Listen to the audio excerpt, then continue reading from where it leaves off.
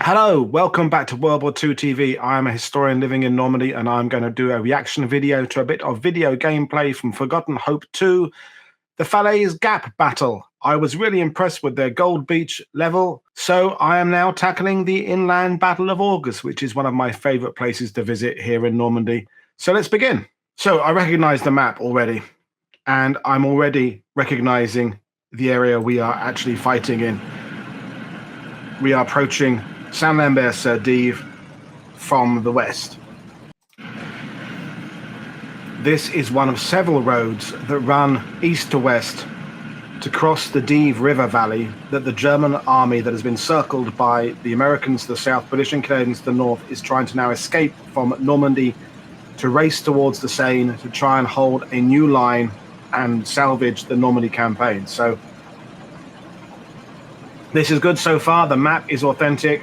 I can see the road. That is a road I've driven many times. In this case, the vehicle is using the fields to the side of the road, which is fine.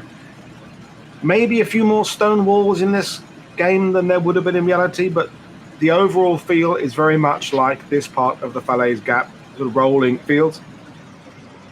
We can see the bridge. We can see the church to the left of the bridge. The church looks a little bit bigger than the actual church was there, and there's another sort of farm complex to the left that I don't see in the video gameplay, but so far so good. I'm really impressed with the detail. The modeling of the vehicle, such as we can see, looks good. The sound of the engine is good. That's a good replication of a Normandy hedgerow. There's a truck over there to the right. So we're now coming out towards the bridge. Now, I have driven this road many times. The bridge. Now, I have driven this road many times. Up near the church there were Sherman tanks under the command of Major David Curry, who earned the Victoria Cross in this. Now, I'll pause it there. First mistake, the river. The Dive River at this point is barely 6-7 foot across almost. What distinguishes it from other rivers is the very steep sides, which means vehicles are limited to the bridge races, but this was very narrow, but with very steep sides and all sort of foliage, all growing around the river. It's why the escape from the pocket became all about the crossing point to the river, because armored vehicles couldn't cross anywhere else except bridges.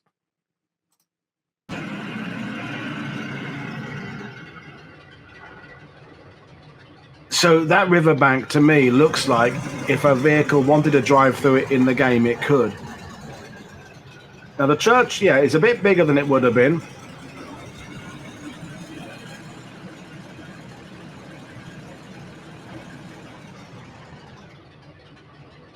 So there's a knocked out Sherman there. There were indeed Shermans occupying that part of the village. They were knocked out by German armor trying to escape from the pocket. And also there are a couple of very famous photos of two Panthers knocked out further up on this road, just to the side of the church there. There were indeed tank on tank or armored vehicle on armored vehicle actions in this part of the village. So I know this area. I'm liking on the map there that it has a mortar battery up the north there. It's not the incorrect place. In fact, it was Canadian artillery that was up on the high ground there rather than mortars. We're talking about quite a large force under Colonel Wotherspoon. The dead cattle is a good touch, although no, I thought they had horns. They don't have horns. So now we're looking at the tank barrel, and we're now looking at the village of Saint-Lambert-sur-Dive, and I can essentially say that this looks pretty much like that village. I spent much time there. I really don't like this fencing around here. I don't see that as a very Normandy thing, but I can cope with it. So we're moving in the area into the Saint-Lambert-sur-Dive village.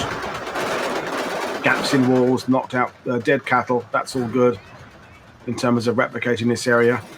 Now, of course, I understand that the gameplay in this is about defeating the enemy. The Germans are all about trying to get out of the pocket. They don't really want to get embroiled into combat. They know ahead of them on Hill 262 or head to the right is the Polish Armour Division. It's all about getting across the Dive River Valley and escaping.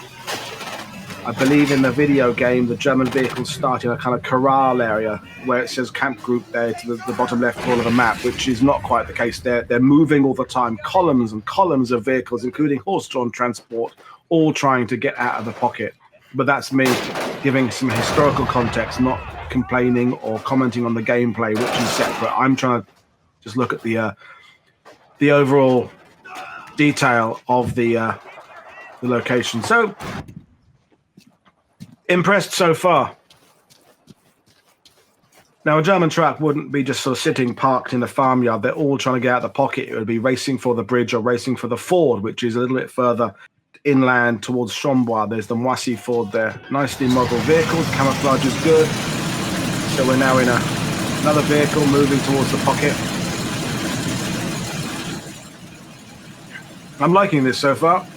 Since I did the reaction video to the Gold Beach sequence, I've met some or contacted some of the mod team and the builders of these games, and they are very interested in improving what they're doing, and they're interested in kind of collaborating with someone like myself to improve the detailing and the historical accuracy.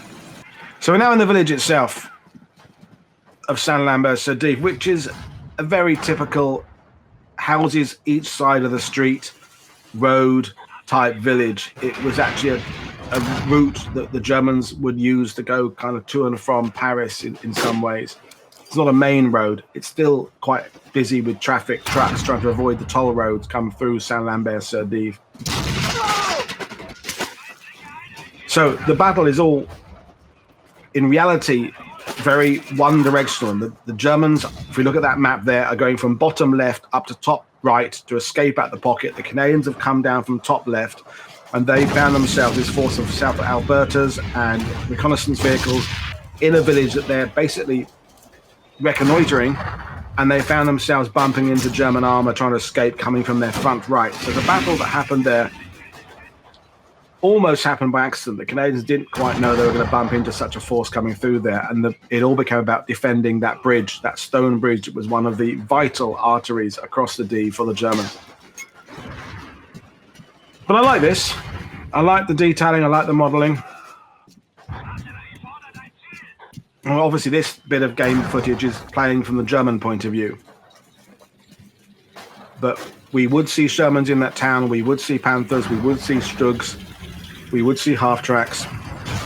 Obviously, this isn't replicating anything like the scale. We're talking, you know, a couple 100,000 plus Germans almost in total trying to retreat to this pocket. So the columns of vehicles that you can read accounts by members of the German armor divisions, you know, 7, 8 vehicles abreast, all kind of pushing in towards these choke points, and there's Allied aircraft going crazy in the skies above, Typhoons and Spitfires flying over, making life havoc for all these columns of vehicles. It was a killing ground, the Falaise battle, and this is reducing it. A German force bumping into an entire Polish armor division, a Canadian force being encircled by hundreds of thousands, effectively, of Allied troops, all converging on an area a couple of miles across. But this, I can see that is the main street in Saint-Lambert. We can see where we are on the map, and that's what the main street in Saint-Lambert looks like. And yeah, I'm really impressed with this. The detailing is very good. So I've skipped ahead a bit. I think we move out into the main street shortly.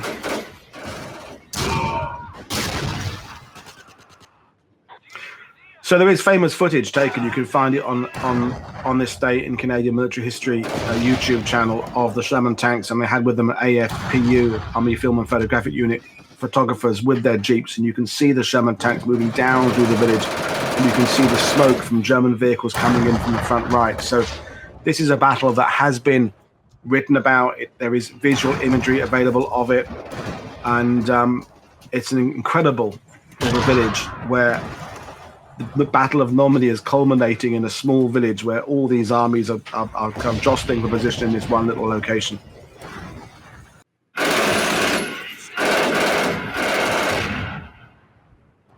I'm skipping through the video trying to find bits and pieces that actually are something I can comment on. So I've just skipped ahead to another bit that does actually depict the main street. So, as I said, folks, I've walked this street many times. This is how it is. It's a little bit narrower in the video game than reality, but these are situations where Sherman tanks are backing into sort of field entrances and gardens of houses to ambush German vehicles coming across their front. you would have seen at the end of this battle, there's a famous photo of a knocked out panther in this town. There's 2 more, as I said earlier, that were knocked out near the church. There's a Sherman tank that was burning. And then leading up from Saint-Lambert on that little map there to the top right is the infamous corridor of death. That's the road. The Germans have now crossed the Dive River, and they're now trying to rise up past Hill 262 and get out of Normandy towards the Seine River. But up on 262 is the Polish Armored Division, and the Allied air power, as I said earlier, is causing havoc in there. So you see these photos of just truck, vehicle, and tank all knocked out on these roads, just one behind the other. That, of course, this video game cannot recreate that kind of scale of this. So I've moved to another bit of clip that is also showing the same level, and you're moving up towards Saint-Lambert. But generally, this is what that road feels like. It is a blacktop road. It's not a dirt track. It is an artery heading towards this little bridge. But as I said earlier, when we get to the river itself, the river has not been modeled terribly well. I would like to think maybe some of the game developers are watching this and they can, you see it there. The banks aren't steep enough. It's too wide. But hey, I'm being very critical because that's what I do. But I like the fact they are heading for this bridge. That is what it's all about. And who knows how many, we're talking elements of 2 or 3 different German divisions heading for that single bridge. The church didn't have a graveyard around it like that, and that building ahead with a sort of stucco top, the plastered top, doesn't say Normandy to me. But this T-junction here, bang on perfect. It's now a one-way system. We are now heading towards Saint-Lambert-sur-Dive, towards the Hells itself, and that was really well recreated. I love the way this game is recreating these different types of hedgerows.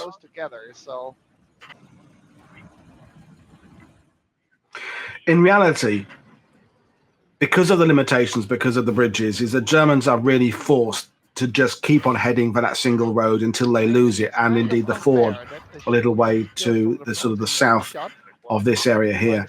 In this game, I understand the teams are trying to do flanking maneuvers to come round and get behind each other. The Germans couldn't do that because of just the way the Sherman tanks and the Canadians were defending the bridge. It is all a keep putting power down it until you lose it. In fact, the weather was very bad over one of the evenings, and that night the Canadians in the village could hear infantry, German infantry that is, crossing the river up and down because they could cross. Well, I'm impressed.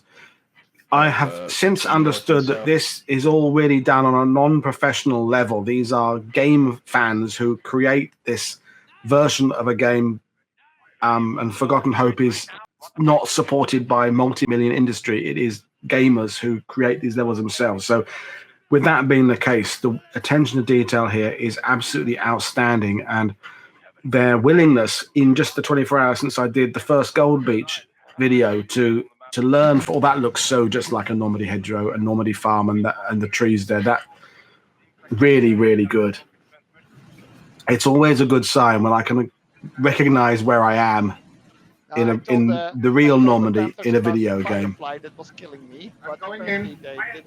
So yeah, I think I'll leave it at that because so there's no vehicles I've seen in this that are incorrect for this area, albeit, of course, because of the number of German divisions heading that bridge, you've got pretty much, you could name any German vehicle that you see in Normandy, there'd be at least one of them heading for this bridge here. It's not with the restrictions of somewhere like Gold Beach where you have a certain unit. This is an entire German army all pushing to an area 2 miles wide. So every type of vehicle you can imagine, horse-drawn, truck, old French transport, German transport. The chaos and the death in this pocket was just incredible. I know this area very well, and no, I like this. I will look for more Forgotten Hope 2 gameplay because I think these guys are doing an incredible job, and as a historian who lives here and works here, I commend them for their attention to detail. So there we are. That is my review of the Falaise part of the game, and I'm really impressed. So thanks everybody. Cheers for watching.